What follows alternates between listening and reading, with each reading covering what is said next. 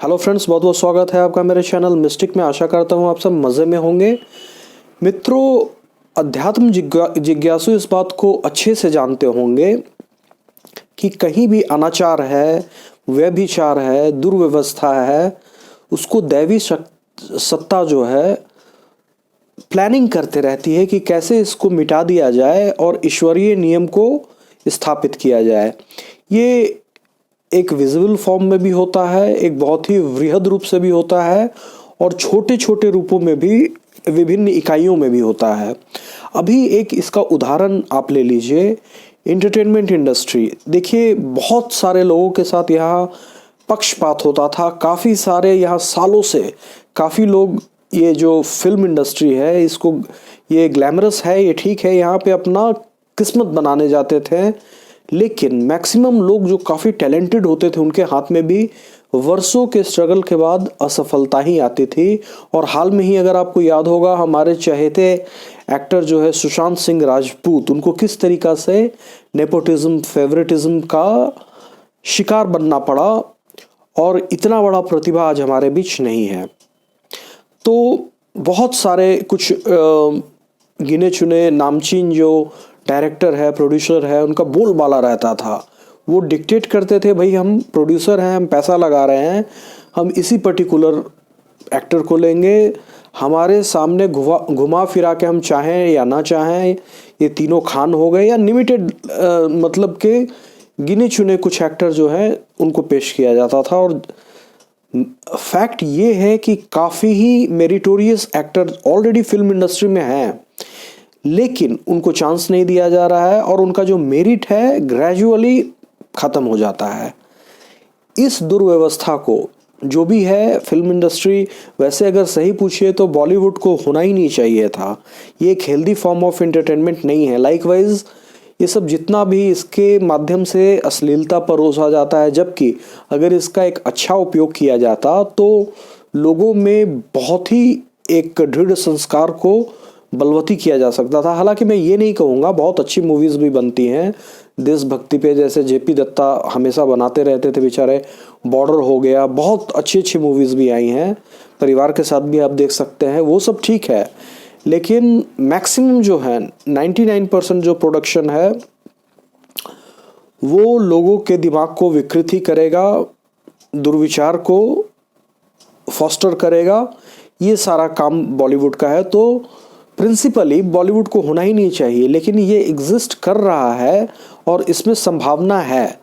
ईश्वर तब तक किसी चीज़ को पूरी तरह विनाश नहीं कर देते हैं जब तक कि उसमें 1% भी अगर संभावना छिपी हुई है तो उसे चांस दिया जाता है कि भाई उस 1% से आप 100% तक चले जाएं। एक छोटा सा बीज ही दोस्तों एक बड़ा वटवृक्ष बन जाता है। तो ईश्वर इतने दयालु हैं कि अगर किसी में 1% भी संभावना है तो उसे चांस देते हैं। तो ये बॉलीवुड में संभावना तो असीम थी, इसके माध्यम से हर फील्ड में लोगों के पास एक क्वालिटी कंटेंट परोसा जा सकता था, लेकिन ऐसा हो नहीं रहा था।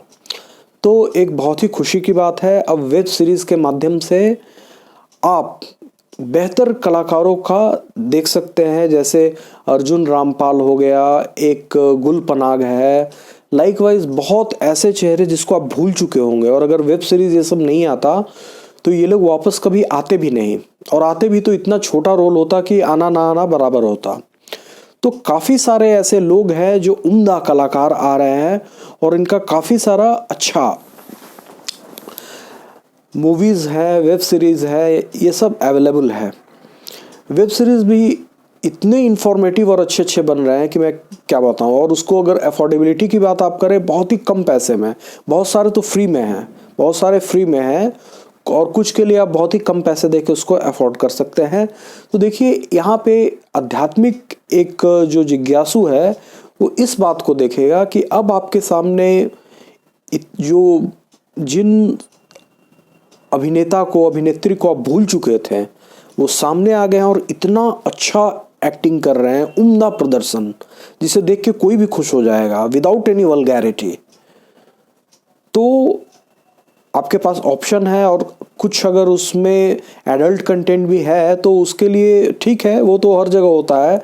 लेकिन ऐसा नहीं है कि आपको जैसे फिल्म में आप आजकल का मूवी ऐसा है कि आप फैमिली के साथ बैठ के देख नहीं सकते हैं, उसमें कहीं ना कहीं कुछ ऐसा होगा कि आप शर्मिंदा हो जाएंगे।